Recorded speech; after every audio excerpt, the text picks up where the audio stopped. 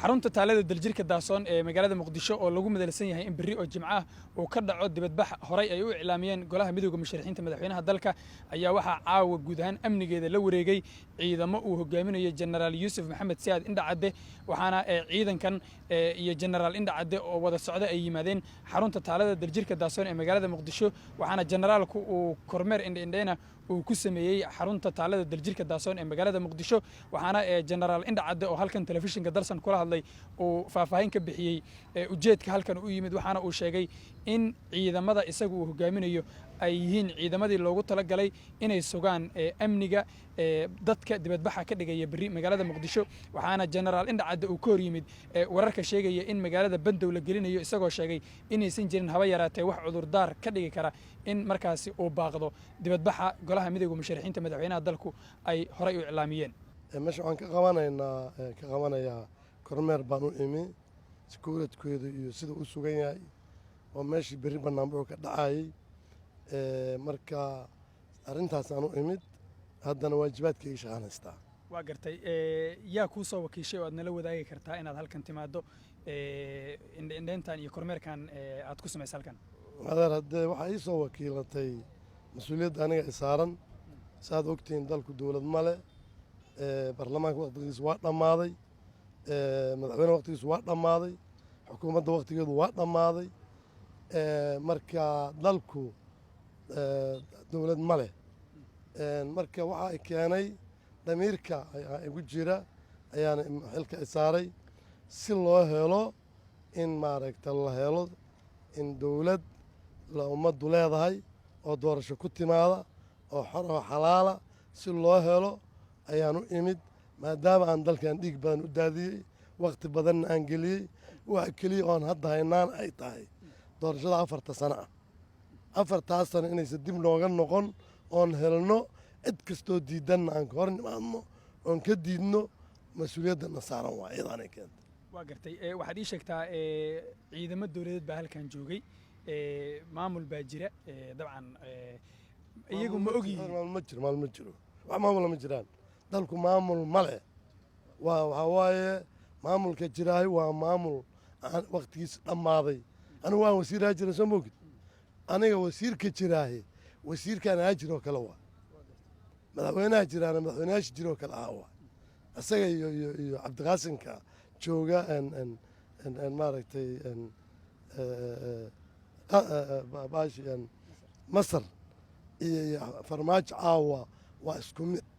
laba madaxweyne hore waaye wuxuu ku joogaa si sharciga ka baxsan wixii lagu heshiiye ka baxsan oo xoog ah oo qalad ah oo gardarro ah iyadaana diidannoon diidaynaa waa gartay berri banaanbaxu halkan ma ka dhacayaa bulshada soomaaliyeed ay ku daawanaysa maxaad u xaqiijin kartaa halkan waxaan u imid oon u taaganahay inaan u xaqiijiyo inay meeshaanu amni tahay banaanbaxona uu ka dhacaa banaanbax amniya oo salmiya oo nabadgelya oo dadku shucuurtooda ku muujinayaan meeshaan ka dhacaa wax dhiba iyo midnana waxaan ugu baaqa dadweyne inaysan samayn cid kasta oo arrintaas ka hor timaadana iyadaa mas-uuliyaddeeda qaadee ummaddu waxay dastuurkaa na siinaya in dadku ay bannaan baxaan wixii la qorto lagu heshiiyey ayaa saa ogol dictatorin maxamed siyaad barraan diidnay mid ka dambeeyana ma aqbalayno mana yeelayno warar baa sheegaya in suuragal ay tahay in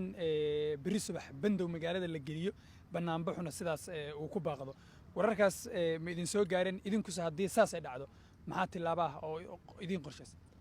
horta magaalada bandow lama geli karo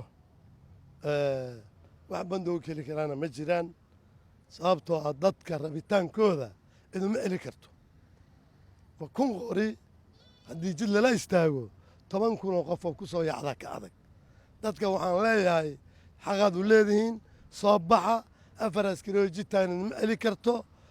yacni waa dembiilayaal waa lala xisaabtama askartana waxaan leeyahay jooga waad maqlaysaan dalka maraykanka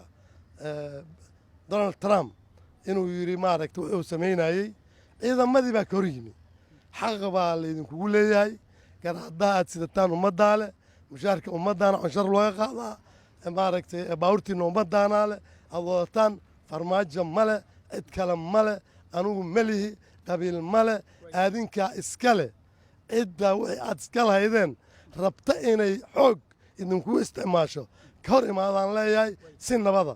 ugu dambayn ciidanka caawa aad hogaaminaysay halkan jooga ma ciidan adiga ku gaar ah oo jenaraal indhacadda ka amar qaata mise waa ciidan musharaxiinta oo idilka wada yimid ciidanka halkan jooga waa ciidan soomaaliyeed una soo baxay inay ummadda soomaaliyeed oo maaragtay xuquuqdoodii dastuurigaah loo diiday inay maaragtay amniga u sugaan ciidan u soo baxo waaye waana ciidan soomaaliyeed cid iskalehuna ma jirto maxamed cabdi xasan iidle raadiyaha iyo telefishinka dalsan daljirka dahsoon Premier Wallet waa application cusub oo uu ku keenay Premier Bank faa'iidooyinka Premier Wallet waxaa ka mid ah waad iska diiwaangelin kartaa adigoo jooga goobtaada dadkaan account-ka ku lahayn bangiga Premier waa ay iska diiwaangelin karaan Premier Wallet dukaamada iyo ganacsiyada kala duwan ayaad wax uga iibsan kartaa lacagaha waxbarashada caafimaadka korontada ayaad ku bixin kartaa lacag ayaad u diri kartaa qof kale laguguna soo diri karaa si fudud account-kaaga iyo Mastercard-kaaga Premier Bank ayaad ku xiran kartaa kana maamulan kartaa lacag ayaad ka dalban kartaa asxaabtaada ama waad ogolaan kartaa lacag laga soo dalbaday dhaqdhaqaaqa lacagahaagana waad kala socon kartaa ganacsiyadu waxa ay leeyihiin ab u gaar ah oo ay kala socon karaan xogta lacag bixinta macaamiishooda inta ay in ka badanba ka hel abka Premier Wallet oo kala soo deg hadda Play Store-ka ama App Store-ka Premier